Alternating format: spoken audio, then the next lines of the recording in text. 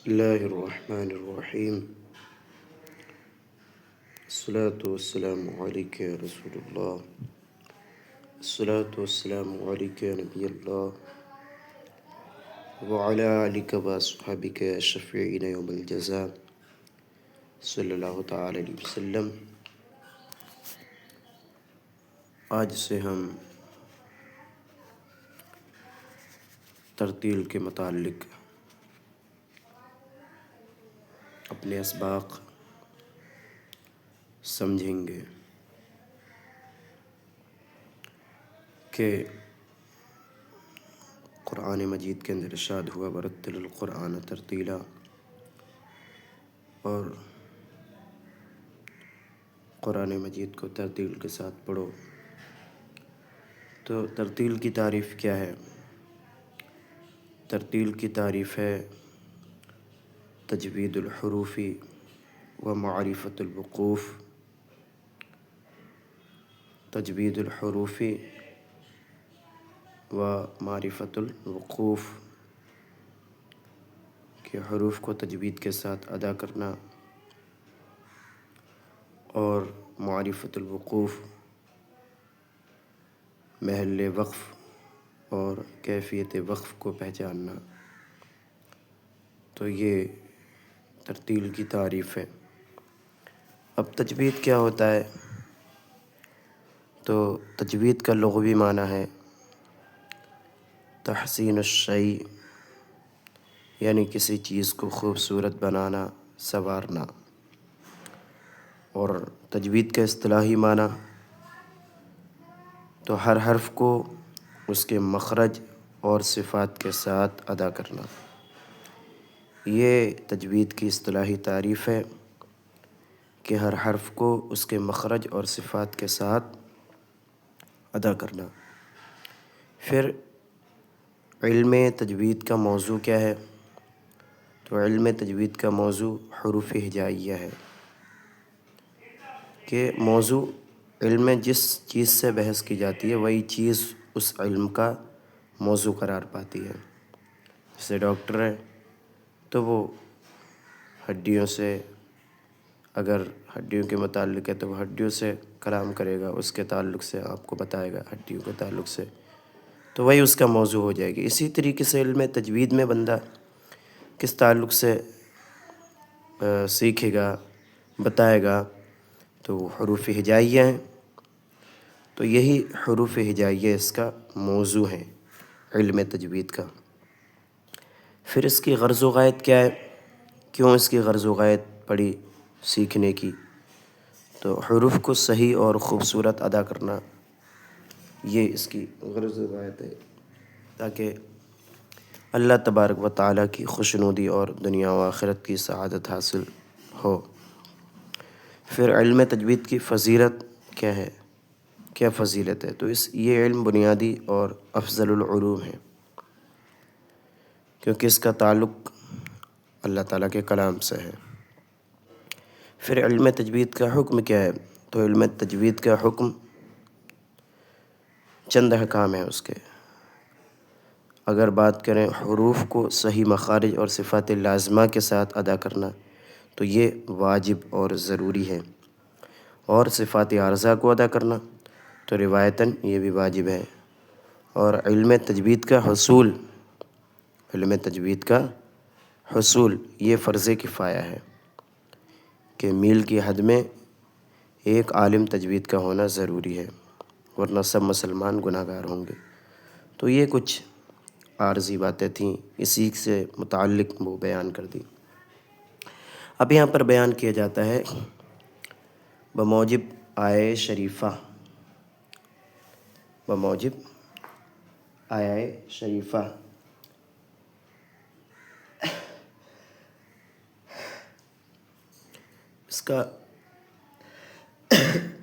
اس کا مطلب ہوگا وہ موجب آیہ شریفہ کہ آیہ شریفہ کے موافق، آیہ شریفہ کے موافق کون سی؟ یہی ورتل القرآن ترتیلا. تو اس آیت کے موافق، و موجب کا معنی موافق، بموجب آئے شریفہ، ورتل القرآن ترتیلا، یعنی ورتل القرآن ترتیلا آئے شریفہ کے موافق جب کلام اللہ پڑھا جائے، جب کلام اللہ پڑھا جائے تو پڑھنے والے کو ترتیل کے ساتھ کلام اللہ پڑھنا واجب اور موجب ثواب ہے۔ تو کلام اللہ ترتیل کے ساتھ پڑھنا کیا ہے؟ واجب ہے اور موجب ثواب یعنی ثواب کا مستحق ہے، یعنی اللہ تعالیٰ کے اس حکم کے موافق جو یہ آیت کریمہ میں نازل ہوا ورتل القرآن ترتیلا، تو اس حکم کے موافق قرآن مجید کو ترتیلی کے ساتھ پڑھو، اس کے موافق ہر شخص کے لیے ترتیل کے ساتھ کلام اللہ پڑھنا واجب ہے، اور پڑھنے والا ثواب کا مستحق بھی اسی وقت ہوگا جبکہ قرآن مجید کو ترتیل کے ساتھ پڑھنے سے قرآن مجید کیا ہوگا؟ موافق نزول پڑھا جا سکے گا، تو پڑھنے والا پھر ثواب کا مستحق ہوگا۔ اب ترتیل کا حکم بیان کرنے کے بعد کہ ترتیل کا حکم کیا ہے بیان کیا، اس آیت کے موافق جب کلام اللہ پڑھا جائے تو پڑھنے والے کو ترتیل کے ساتھ کلام اللہ پڑھنا واجب ہے اور موجب ثواب ہے۔ آگے کیا بیان کرتے ہیں؟ اور ترتیل کے خلاف، اور ترتیل کے خلاف پڑھنے میں عذاب اور نماز نہ ہونے کا خوف، دو باتیں بیان کی یہاں پر، دو باتیں بیان کی کہ ترتیل کے خلاف پڑھنے میں عذاب ہے اور نماز نہ ہونے کا خوف ہے۔ کیوں؟ کیونکہ ترتیل کا حکم کیا ہے؟ واجب ہے، سمجھ رہے ہیں؟ ترتیل کا حکم واجب ہے، تو اب یہاں پر وجوب کا ترک ہوگا، اگر ترتیل کے خلاف پڑھے گا بندہ تو اس کا واجب ترک ہوگا، تو ترک سے گناہ لازم آتا ہے۔ تو ترتیل کے خلاف پڑھا گیا تو دو وجہ سے خوف عذاب ہوگا، کون کون سی؟ ایک تو یہ کہ ترک وجوب ہوگا، واجب کا ترک یہاں پر ہوگا، اور دوسرے یہ کہ تحریف ادا، کیونکہ بندہ جب ترتیل کے موافق نہیں پڑھے گا تو جیسا کلام اللہ نازل ہوا اس کے موافق نہ پڑھا گیا تو یہ بھی ایک قسم کی تحریف ہوئی۔ مثلا اگر حرف کو حرف سے بدل دے یا سکون کو حرکت سے بدل دے، حرکت کو سکون سے بدل دے، تو اگر یہ تحریف ہو رہی ہے اور اگر یہ قصدن کر رہا ہے تو یہ تحریف کرنے والا پھر تو کافر ہو جائے گا جان بوجھ کے، اگر اس نے تحریف کی، زبر کو اس نے زیر معنی پڑھا اور لفظ کچھ ہے اور اس نے جان بوجھ کے وہاں پر کچھ کر کے پڑھا، تو اگر یہ جان بوجھ کر رہا ہے تو یہ تحریف ہوگی، اور تحریف اگر یہ جان بوجھ کے ہوگی تو پھر بندہ پھر کافر ہو جائے گا، اور اگر جان بوجھ کے نہیں کر رہا ہے تو گناہ گار ہے، تو پھر وہ گناہ گار ہوگا۔ تو اس لیے یہاں پر ارشاد فرمایا کہ اور ترتیل کے خلاف پڑھنے میں عذاب اور نماز نہ ہونے کا خوف ہے، نماز نہ ہونے کا خوف ہے۔ جب وہ اس طریقے سے قرآن پڑھے گا تو ہو سکتا ہے اس کی نماز میں خرابی ہو جائے، یہاں تک کہ ایک کتاب میں یہاں تک ہے کہ اگر کوئی بندہ اللہ الصمد کو سین کے ساتھ ادا کر دے تو نماز فاسد ہو گئی۔ اب اگر وہ سجدہ سہو سے بھی صحیح کرنا چاہے تو نہیں ہو سکتی جب تک قرآن صحیح نہ کریں، تو اس لیے کہا کہ ترتیل کے خلاف پڑھنے میں عذاب اور نماز نہ ہونے کا خوف ہے۔ اس کے بعد اب تنبیہ بیان فرما رہے ہیں پھر اللہ پاک نے جب ترتیل کا حکم ظاہر فرما دیا، عبارت دیکھیں، پھر اللہ پاک نے جب ترتیل کا حکم ظاہر فرما دیا اور علماء اور قراء ترتیل کا حکم بتلانے والے، ترتیل کے ساتھ کلام اللہ پڑھانے والے ہر زمانے میں موجود ہیں، تو نہ دنیا میں یہ عذر ہو سکتا ہے کہ ہم کو ترتیل کا ضروری ہونا معلوم نہیں، اور معلوم بھی ہو تو کوئی سکھانے والا نہیں، اور نہ قیامت میں اللہ پاک کے سامنے کوئی عذر چلے گا کہ بیان کر رہے ہیں۔ پھر اللہ پاک نے ترتیل کا حکم ظاہر فرما دیا تو اس کے بعد کیا ہے کہ بھائی ترتیل کا حکم یہ ضروری ہے، واجب ہے، تو یہ حکم ظاہر فرما دیا اور علماء اور قراء ترتیل کا حکم بتلانے والے اور ترتیل کے ساتھ کلام اللہ پڑھانے والے بھی ہر زمانے میں موجود ہیں،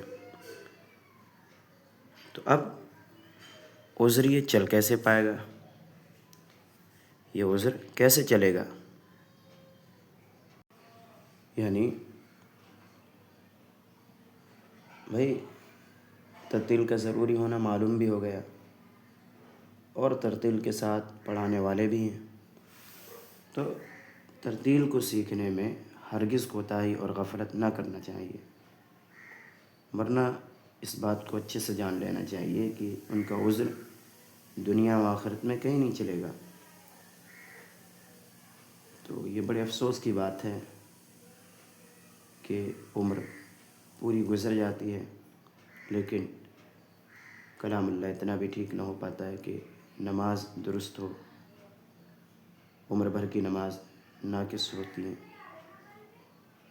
تو اس لیے اس پر کوشش کرنا چاہیے کہ جب ترتیل کا حکم ظاہر ہو گیا اور علماء قراء ترتیل کا حکم بتلانے والے اور ترتیل کے ساتھ کلام اللہ پڑھانے والے ہر زمانے میں موجود ہیں، تو اب یہ عذر نہیں چل سکتا کہ ہم کو ترتیل کا ضروری ہونا معلوم نہیں اور معلوم بھی ہو تو کوئی سکھانے والا نہیں، تو یہ نہیں چلے گا، اور نہ قیامت میں اللہ پاک کے سامنے کوئی عذر چلے گا۔ آگے بیان کر رہے ہیں ایک مثال کہ دنیا میں کوئی شخص تعزیرات ہند کے خلاف کر کے اپنے حاکم کے سامنے یہ عذر نہیں کر سکتا کہ ہم کو معلوم نہ تھا کہ تعزیرات ہند کے خلاف کرنے میں کوئی جرم اور سزا ہے۔ یعنی اس کا کیا مطلب ہے؟ تو یہاں بتانا چاہ رہے ہیں کہ دنیا کے اندر کوئی ایسا نہیں کر سکتا کہ ہندوستان کے جو قوانین ہیں، حکومت کے جو قانون ہیں، ان کے خلاف کرے اور ان کے خلاف کرنے کے بعد کہے کہ ارے ہمیں تو اس کا معلوم ہی نہیں تھا کہ اس قانون کے خلاف یہ دھارا لگے گی اور پولیس یہ کام کرے گی ہمارے ساتھ، ہمیں اس کا پتہ ہی نہیں تھا، نہیں تو ہم کرتے ہی نہیں، تو ابھی اس کا عذر نہیں چل پائے گا، بلکہ کیا ہے، اگر وہ عذر کرے گا بھی اور وہ کام ہندوستان کے قوانین کے خلاف ہے تو پھر بھی اس کو سزا کاٹنا پڑے گی۔ پھر وہ کہے کہ ہمیں تو پتہ ہی نہیں تھا کہ کسی کا قتل کر دینے پہ یہ سزا ہمیں ملے گی، تو ہمیں یہ اس کا معلوم نہیں تھا، تو یہ عذر نہیں چلے گا۔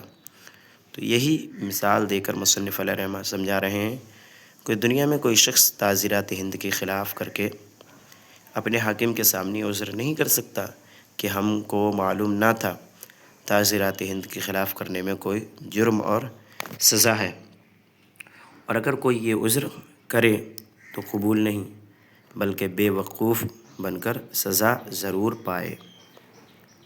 اگر کوئی کر بھی دے یہ عذر، جج کے سامنے حکومت میں جا کر یہ عذر کرے کہ ارے ہمیں پتہ نہیں تھا اس لیے ہم نے یہ کام کیا، تو پھر وہاں کیا ہوگا، بے وقوف بن کر سزا کاٹے گا۔ تو اس طریقے سے مصنف علیہ رحمہ سمجھا رہے ہیں کہ علماء قراء جب سکھانے والے ہیں تو پھر سیکھو، ترتیل کے خلاف کلام اللہ نہ پڑھو۔ اب آگے اور ترغیب دے رہے ہیں مصنف علیہ رحمہ کہ اپنی غفلت کو دور کرو اور غفلت نہ کرو، عذر یعنی حیلہ نہ بناؤ، بہانہ نہ بناؤ کہ آپ کا یہ بہانہ قابل قبول نہیں ہوگا، بلکہ اس میں خوب محنت کرو۔ تو پھر آگے ترغیب دے رہے ہیں کہ کیسے آپ ترتیل کے موافق پڑھ سکتے ہیں۔ تو بیان کرتے ہیں، بس چونکہ کم سے کم نماز میں کلام اللہ پڑھنا ضروری اور کلام اللہ ترتیل کے ساتھ پڑھنا ضروری، بس چونکہ کم سے کم نماز میں کلام اللہ پڑھنا ضروری اور کلام اللہ ترتیل کے ساتھ پڑھنا ضروری، اور ترتیل بلا سیکھے دشوار۔ کم سے کم نماز میں تو آپ کلام اللہ پڑھو گے ہی، اس میں ضروری ہے، فرض ہے، اور کلام اللہ کو ترتیل کے ساتھ پڑھنا یہ فرض ہے، اور ترتیل بلا سیکھے دشوار ہے، ترتیل بلا سیکھے دشوار ہے۔ کیوں؟ کیونکہ کلام اللہ زبان عربی فصیح میں ہے، فصیح عربی میں ہے۔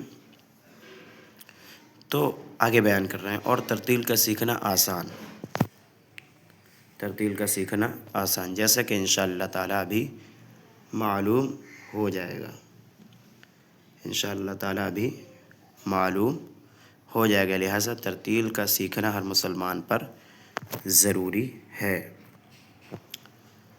اب یہاں سے یعنی مصنف علیہ رحمہ یہ بتانا چاہ رہے ہیں کہ ہر شخص کسی مجبوری سے پورا کلام اللہ صحیح نہیں پڑھ سکتا، تو کم از کم اتنا تو کر سکتا ہے کہ ما یجوز بہ الصلاۃ ہی، یعنی جتنا نماز میں پڑھا جاتا ہے تو اتنا ہی ترتیل کے ساتھ حاصل کرے، اس لیے کہ نماز میں قرأت کرنا یہ فرض ہے اور قرآن کی ترتیل کے ساتھ پڑھنا یہ فرض ہے۔ تو لہٰذا ہر شخص کے لیے اتنا فرض ہے کہ بھئی نماز میں قرأت قرآن یہ فرض ہے، اور قرآن کو ترتیل کے ساتھ پڑھنا یہ بھی فرض ہے۔ تو پھر ہر شخص کے لیے اتنا فرض ہے جتنا نماز سے قرآن ادا کرے وہ صحیح ہو۔ اب حضرت نے یہ بیان میں یہ عنوان صرف اس وجہ سے اختیار فرمایا کہ شاید لوگوں کو نماز ہی کے شوق میں کلام اللہ صحیح پڑھنا آ جائے کہ بھئی نماز پڑھتے ہیں لوگ، تو اسی کے شوق میں کلام اللہ صحیح پڑھنا سیکھ جائیں، کیونکہ قرآن مجید کی تلاوت اگرچہ مستحب ہے لیکن جب پڑھا جائے تو صحت کے ساتھ پڑھنا یہ تو واجب ہے۔ تو اس لیے فرمایا کہ ترتیل کا سیکھنا ہر مسلمان پر ضروری ہے۔ اب اس کے بعد طریقہ تحصیل یعنی کیسے اس کو حاصل کرنا ہے یہ آگے ارشاد فرمائیں گے، انشاءاللہ اس کے اگلے سبق میں یہ بات کریں گے۔ اللہ و رسولہ اعلم۔